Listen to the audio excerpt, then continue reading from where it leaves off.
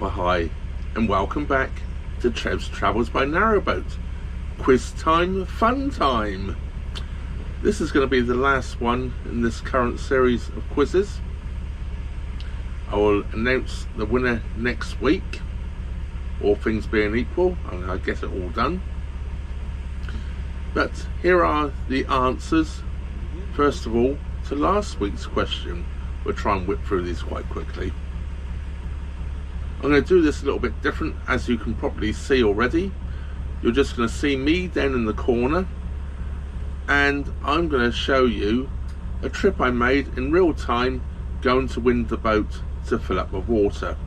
I just want to also add to that, at 6 o'clock tonight, all things being equal, I'm going to attempt to do a live stream on my birthday.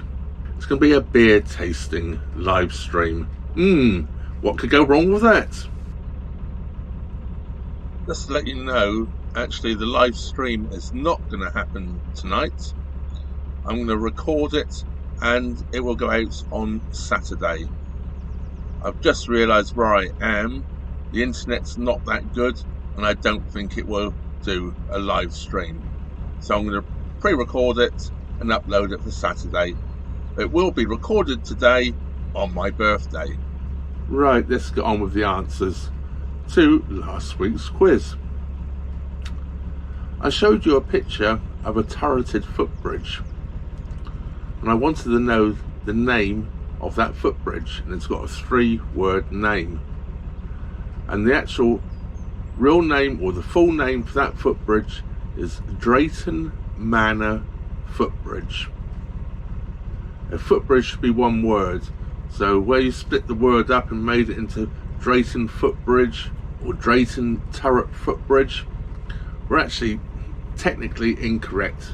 But as it's just a fun quiz, as long as you got the word Drayton in your answer, I'm going to give you the points for it.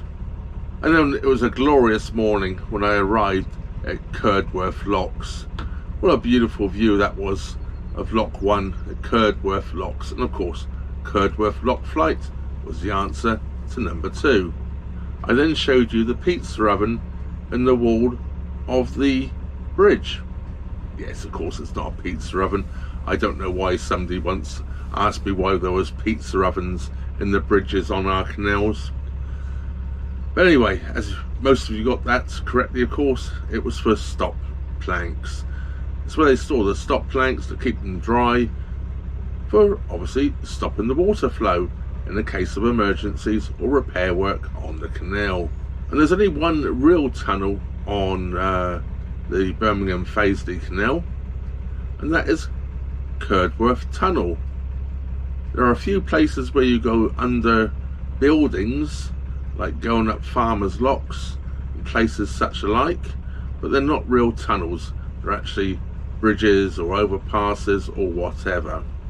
And yes, then I asked you the name of what this famous junction is, and its name is Gravely Hill Intersection, I believe, and of course we all know it as Spaghetti Junction. I then showed you a picture going under a lot of buildings, and I asked you what the name of the flight was, and I did say that the name really sort of sounded like it should be in the middle of a field or something, because of course it's Farmers Bridge Locks. Yes, it's nowhere near a field, I can assure you. And then we came to the quite novel little roundabout in the canal system, where the Birmingham Fazeley meets the main line and the Birmingham Worcester goes off and all that, or the Worcester and Birmingham I should say goes off. And that was originally put in there so they could put stop planks in for all the various canals there, because underneath was the railway, and in case of flooding they could stop the canal from flooding down onto the railway. Then I asked you, why is Gas Street Basin called Gas Street Basin? Well, the adjacent road was the first place in Birmingham to have gas street lighting, so it became known as Gas Street Basin. As long as you had something to do with the gas in it, You'll get that one right as well. And yes, I still am being rude about the building right down by the basin. That, of course, it's called the Cube. It looks like it's made up with about 1 million cubes. Now we come down to Edgbaston Tunnel, which they narrowed the canal width to widen the towpath. And the original reason for doing this, and the application, I believe, to do this, was to put in a high-speed cycle link between Birmingham and London. But I think that had rather a lot of controversy to it, so they then realised that there were more pedestrians actually using it than cyclists, so it became said that it was done for pedestrians and cyclists to make it safer for the number of people and cyclists going through the tunnel. There's 2 or 3 answers really for the next one. Why did they demolish the embankment that only went over Bourne Brook, which is a tiny little stream running through there with a great big embankment there? Well, the reason was to put in a new road construction through there. So if you put the A38, the Foss Way, or the new Selly Oak bypass, I'll accept them all. All 3 are used, so it's the A38, either the new Foss Way or Selly Oak bypass. I'll accept all 3 answers. And then we come to the place where, of course, nobody likes anything that comes out of there. Oh dear, yes, no, perhaps that's the wrong way round. They might be really busy at the moment as well, with Easter around the corner. Of course, it's Cadbury building that was there at Bourneville. No giveaway there, is there, with Bourneville chocolates? So it was the Cadbury building.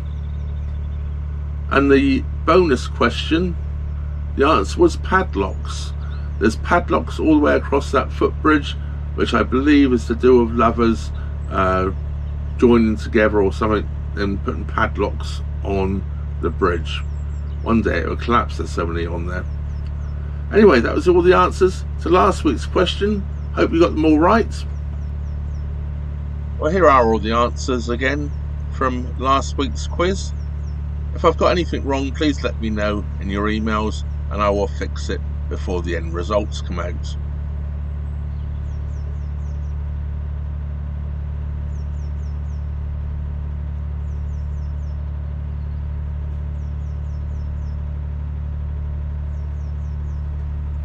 Here we go then with this week's questions.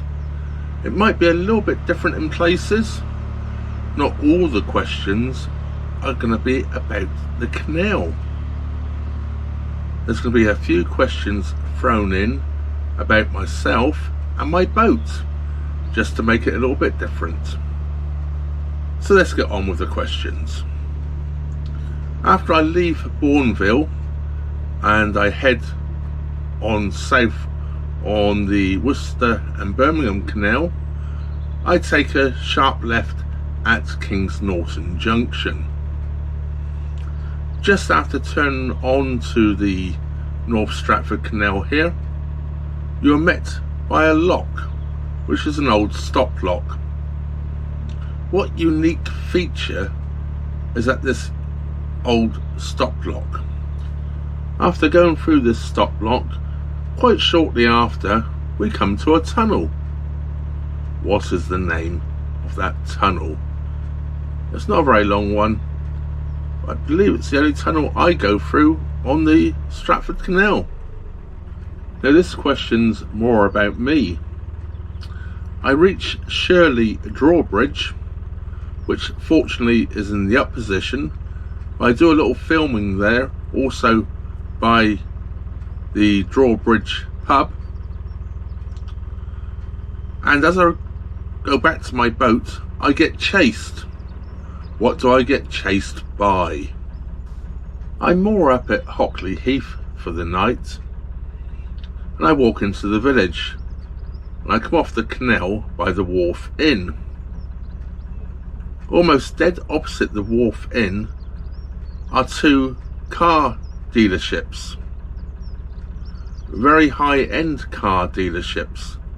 I would like to know what car manufacturers those two high-end car dealerships represent. By the way, these answers are in my videos. My next challenge is Lapworth locks. There are 26 locks in the Lapworth flight, but to go down the complete flight you only actually need to do 25 locks because one is a pair.